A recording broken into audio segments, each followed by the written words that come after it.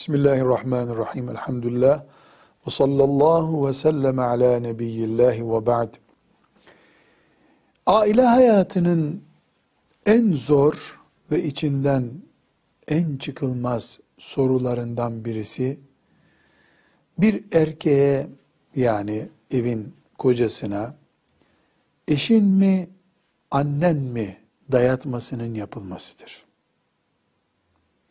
Bu derelerin, ırmakların yukarı doğru akıtılması kadar ters bir sorudur.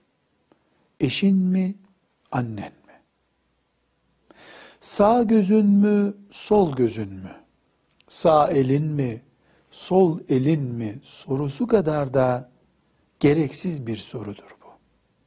Ama ne yazık ki bu sorunun bir çeşit kulağına gelmediği aile hayatı, erkeğin karşılaşmadığı manzara yoktur dense belki mübalağa yapılmış olur ama maalesef bu soru yaygındır.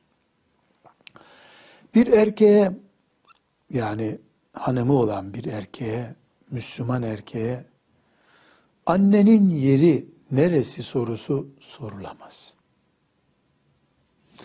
Ben yokum, annem var demesi gerekir. Annenin yeri orasıdır. Aynı şekilde Allah'ın adıyla emanet aldığı eşine, annesinden dolayı hak etmediği bir yeri vermek de bir erkeğe yaptırılamaz. Yaptırılmamalıdır. Çok çetin ve içinden çıkılamaz bir imtihandır bu. Hangi imtihan?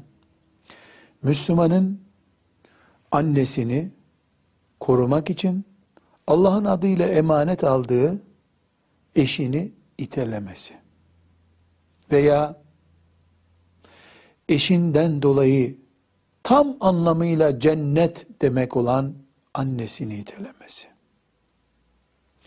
Bir Müslümanın Filistin'de Yahudi zindanlarında esir düşmesi kadar zor bir şeydir bu.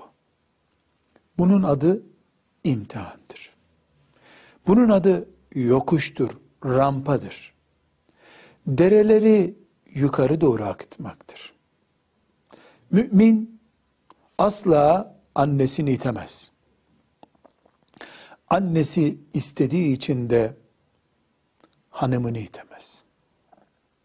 Zaten bunlardan birini yapabilirsin diyecek olsaydık, ortada imtihan olmazdı, zorluk olmazdı. Bu soruya cevap vermeden önce, ne yapacak sorusuna cevap vermeden önce, şunu açıklamamız gerekir. Anne, oğluna, hanımına zulmetmesi için baskı yaptığında, evet, oğlu halledemeyeceği bir sorunla karşılaşmıştır. Ama o annenin vay haline kıyamet günü. Vay haline.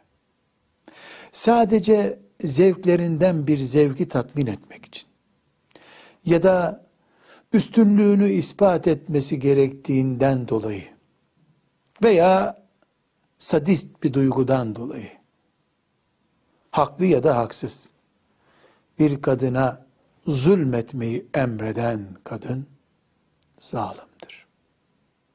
Her zulüm kıyamet günü karanlık bir dosya olarak, zift gibi bir dosya olarak sahibinin önüne konacaktır.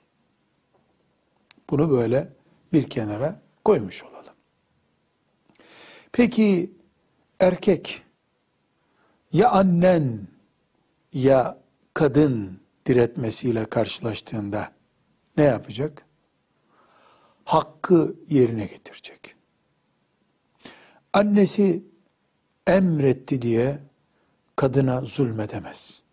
Kadını boşayamaz. Böyle bir emri yoktur Allah'ın. Eş mi, anne mi sorusu bizim sözlüğümüzde yoktur. Ne eş, ne anne birbirine ezdirilebilir. Annenin evladı üzerindeki hakları vardır.